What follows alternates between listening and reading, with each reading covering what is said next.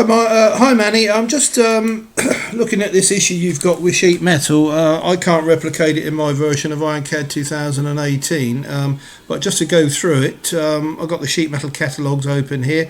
I'm just going to drag the stock material into the scene. I'm just going to adjust it. As you know, you can adjust the physical size of that stock. I'm going to go into here. I'm going to take a bend. I'm going to drag, and I'm going to drop that onto that edge like so. Obviously, you know you can adjust the actual physical height of that flange as well. Let's go to sheet metal, and what I'm going to do, I'm going to take the add a mitre option, and I've got setback value of 1 in here. You can actually change that to whatever you want. You can set it to 0 if you wish. I'll uncheck the create mitre flanges only option for now. I'll select the bend, which is that one there, and I'm going to pick the edges, so I want all of those 3 edges. Just tick the box, and basically it goes away and produces the flange for you. What I'll do in actual fact, I'll come back in here and I'll go to mitre flange, and I'm going to delete that. So we go back to where we were, and this time what I'm going to do, I'm actually going to bring another bend in, and I'm just going to drop that onto that edge like so, and I'll just adjust the physical size of that. Come up to the add mitre option again in sheet metal, pick the 2 edges, the 2 flanges that I want to mitre, pick the straight edges, which are all 3 there, and just go OK. And basically that'll go away, and that'll actually create the flange as so. And we can also, if we want, come in here, pick up on one of these edges, the master edge, the first one you put in, drag that up like so, and basically what it'll do, it'll go away, and it'll actually adjust accordingly. If you actually, let's go to undo once here. So I'm going to go back to where it was before, like so. And in actual fact, what I'll do, I'll come in here and I'll delete the mitre totally. And let's go undo one more. So we go back to our base part that before the mitres, like so. Undo it once more, like so. So we've actually now just got that flange. What I'm going to do, I'm going to go back in here, I'm going to go to add mitre, and I'm going to select the bend shapes, which is that one there and that one there like that. I'm going to select those 3 edges again, and this time I'm going to actually check the create mitre flanges only box.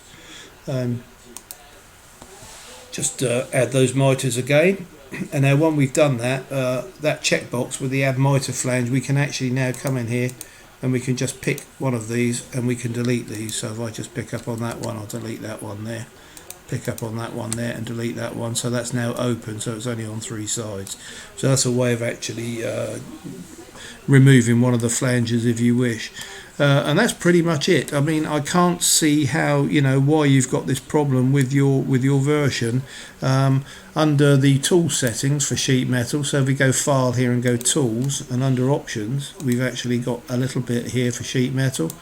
And if we go into sheet metal here, I don't think any of these settings here would actually affect or produce the problems you're getting. The only one that might have any, it might be causing a problem, I don't know, is the auto constrain bends. I don't know whether or not that's checked or unchecked in your options. Might be worth checking that. You have got advanced options here as well, but in here under advanced sheet metal options, I can't really see anything here that would actually affect or produce the problems you're getting. So short of checking that one auto constraint bends in options, I really am bemused. I've also changed this from rectangular to rounded on the relief type, and it still has no effect. It doesn't upset anything, it works fine. So the only other thing I can suggest you do in actual fact is to send an email to the support team in Atlanta, and that email address is support@ironcad.com, explaining the problem you've got with your version of 2018, and maybe requesting that they give you a link so that you can download a new version to replace what you've got, which would mean uninstalling what you've got and then obviously reinstalling a new version. You would need to send them details of your serial number and code word together with the lock ID for your machine, and hopefully they could then send you a license file that you could use to register a new install.